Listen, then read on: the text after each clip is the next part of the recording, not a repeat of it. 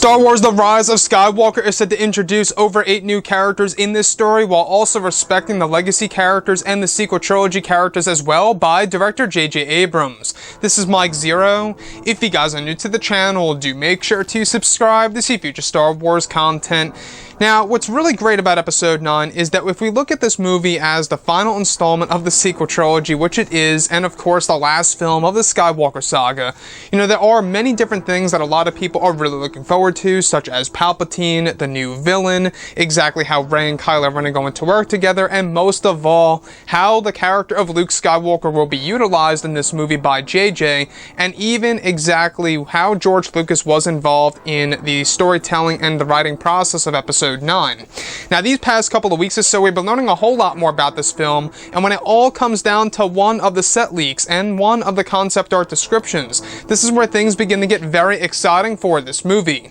Now, specifically, what's really intriguing is that it's described that one of the scenes that were shot during the month of January 2019 included a sequence in which Mark Hamill was portraying the character of Luke Skywalker, where George Lucas was on set directing a scene in which George, during the month of December,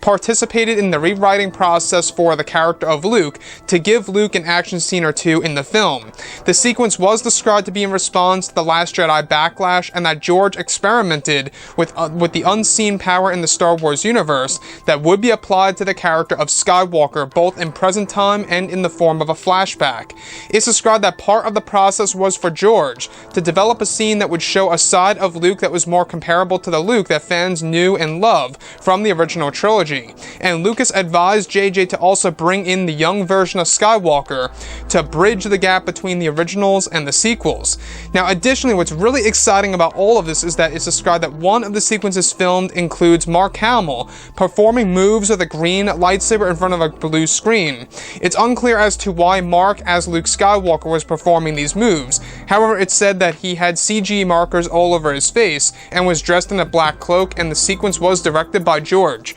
So let's go over this for a couple of minutes here, because one thing I will say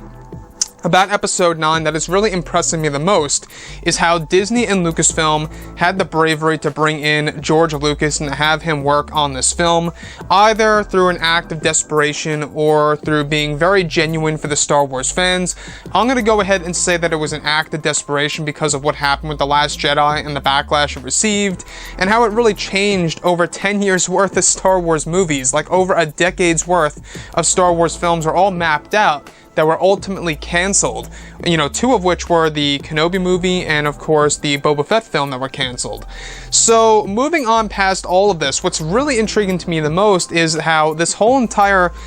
part of the storytelling process by George Lucas and J.J. Abrams was in response in order to create a version of Luke Skywalker that was basically more comparable to the one that we all know and love from the original trilogy, which is, of course, the Luke in A New Hope, Empire, and Return of the Jedi. And when we think of it like this is George Lucas's way of really repairing, what was done with The Last Jedi. Now, mind you guys, if you guys like The Last Jedi, that's fine. But I personally had a lot of issues with that movie, and I feel like that the sequel trilogy just needs a lot of improvement in order to really put it in the right direction. And that's exactly what George Lucas and J.J. Abrams are actually trying to do with the character of Skywalker, from what it seems. So the fact that this was in response to the backlash from The Last Jedi, and in order to give Luke Skywalker some action sequences in Episode 9 by use of a green lightsaber, and by also introducing, a brand new power that fans have never seen before in Star Wars history, I think is going to be something rather incredible to see, both in present time and in the form of a flashback from what's described. Now, not only that, they're also introducing the young version of Luke Skywalker that is going to bridge the gap in between the originals and the sequels, a type of Luke that we have never seen before on the big screen, where Mark Hamill was also using these CG markers on his face while using the green lightsaber. So, George Lucas, at the end of the day, guys, not only does it make me feel more confident in this movie, but at the same exact time, it just makes it feel like a more, I guess you could say, authentic Star Wars movie. The fact that George is attached in some way, shape, or form, and the fact that he had a lot of, you know, he was basically calling a lot of the shots for the characters of Luke, Kylo, Rey, and Palpatine, and exactly how they should be used in certain scenes of the movie. And that, to me, I think speaks volumes, not just by Disney, Lucasfilm, JJ and crew, but it also speaks volumes of what the future of this franchise may very well look like. You know, it's very, you know, good that they are trying to get George back on board to a certain extent. I'm not quite sure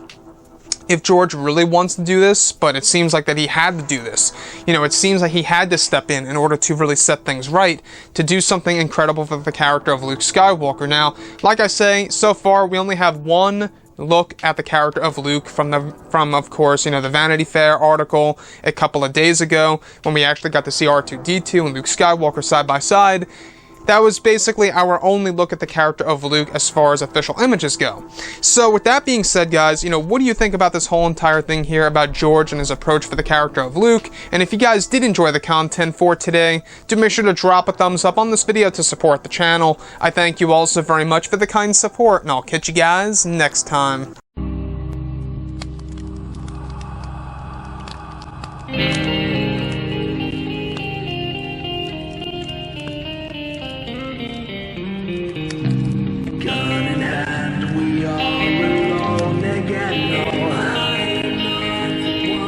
From night to moon, we hear them moans again.